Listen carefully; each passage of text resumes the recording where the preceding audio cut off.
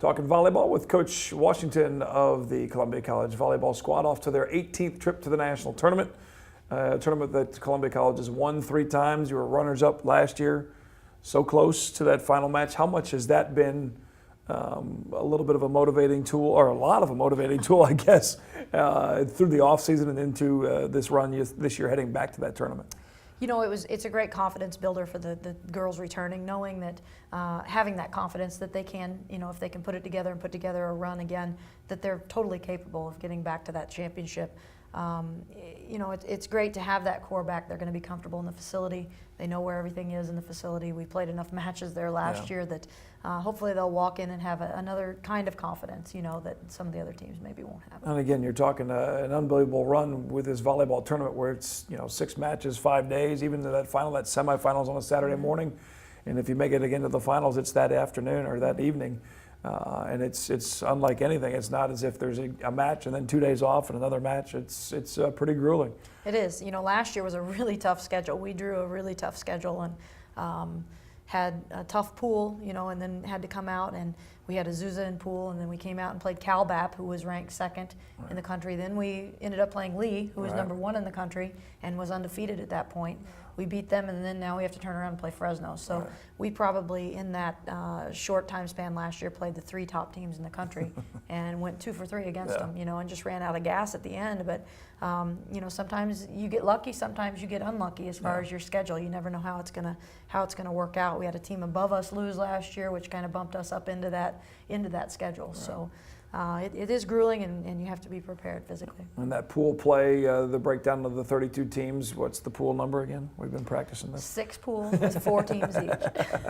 And then, I mean, ultimately, you just got to take them match by match and not try and look too far ahead. Obviously, concentrate on that pool and not worry about necessarily what another team in that pool is doing over on court A. Just take care of what you guys are doing. Match by match. We have scouting reports. We have our books that each girl carries, and we take it. You have to win the first 2. The first game is the most important. You know, you need to win that one, because when you're a 1 seed in a pool, you play the bottom seed first, and then each match will get a little bit more difficult if you carry that 1 seed. So the first game is very important. It's a must-win. Second game, you know, a little bit harder match as far as skill level, and you know, you just have to keep winning match by match. You can't look ahead, and you can't look back, because if you happen to lose that first one, now you have to win the next 2. So you can't look back, you can't look forward. You just have to go one at a time. And as far as the rest of the pool, were there any teams surprises that didn't end up going, or pretty much the top levels of all the top teams really pretty much win throughout and advance every year? Yeah, pretty much. You know, every once in a while you'll get an upset. Somebody will have a great match like MOBAP did Saturday against us. You know, every once in a while you get one of those, but for the most part, I think it's a great tournament field. You know, I think that the level of play across the country is pretty good, and I think that the conference champions and then the play-ins with the play-ins at different sites the week before will really let the better teams advance onto the final side, and I think it'll be a great tournament. What is the number one thing that, as a coach, can take away from the previous years at the national tournament? You know, a couple of years ago, the injury bug was the Achilles heel. This year, I feel like we're on a Dr. Phil episode here or something, bringing back some of the. But again, with all of those things, you know, from the coaching side, you know, you take something from each one of those experiences to then turn around and try and use it as a motivating factor or a teaching tool for this year's team. What is that one thing? What do you think that you've used or been able to grasp? You know, I think just the ability to persist. You have to persist through everything. Your body you may wake up on day 3 and you're tired, but you have to keep playing. It's mind over matter. You know, you have to tell your body, hey, we got to go play.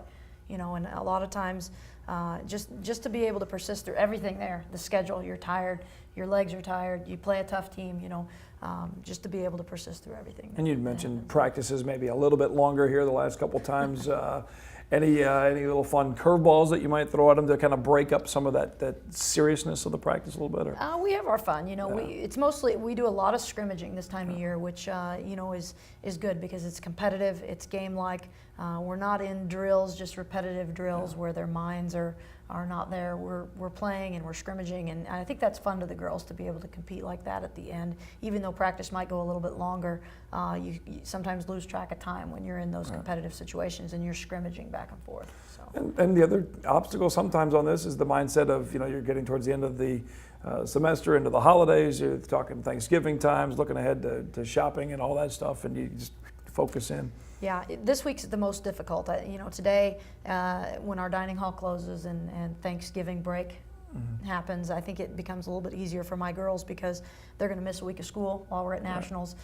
The week of Thanksgiving is the week before that, so they're missing 2 weeks of school basically. Right. So they're all trying to get ahead this week, and Right. it's very hectic for them, very stressful. And because academically we were very successful Right. in the past couple seasons, and we always our number one goal is an academic goal, a team goal, and each girl has an individual goal. So very important, and they are all very stressed out trying to get caught up right now academically before we leave for nationals. Most definitely. In summary and kind of recapping a little bit, if you were to put a grade on the regular season, what would that be? I would say B this year. I think the comfort level of those returning players made it a B because I think they knew a lot of times they were familiar with teams and comfortable with those teams and knew that they didn't necessarily have to bring their A game every night. So I think we cruised through a little bit more than I would have liked. So I would say B.